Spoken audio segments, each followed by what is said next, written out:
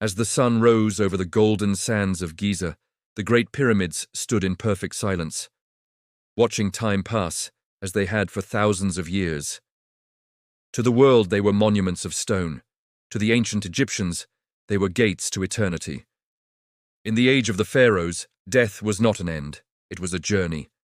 Pharaoh Khafre believed that the soul could only rise to the heavens if the body rested in perfect harmony with the gods. That belief gave birth to the pyramids, built with sweat, faith, and unbreakable discipline. Thousands of workers labored under the desert sun, not as slaves, but as proud builders of eternity.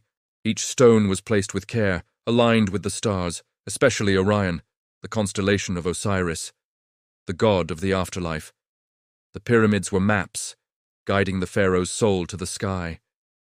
Deep inside one pyramid, hidden corridors twisted like a maze.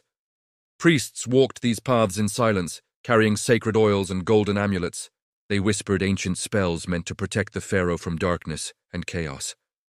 Every wall was covered with symbols, stories of gods, kings, and judgment in the Hall of Truth. Legend speaks of a final ritual performed at night. As the stars reached their highest point, the pharaoh's sarcophagus was sealed. A single beam of starlight entered the chamber through a narrow shaft, touching the king's face. In that moment, priests believed the soul awakened and began its eternal ascent. Centuries passed. Empires rose and fell. The names of many pharaohs faded into dust, but the pyramids remained. Travelers from distant lands stood in awe, unable to understand how human hands could shape such perfection.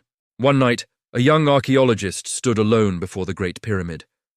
As the wind moved across the sand, he felt something strange, a deep, powerful presence. It was as if the stones were breathing, remembering the voices of those who built them. He placed his hand on the ancient limestone and realized the truth. The pyramids were not built to show power, but to preserve belief.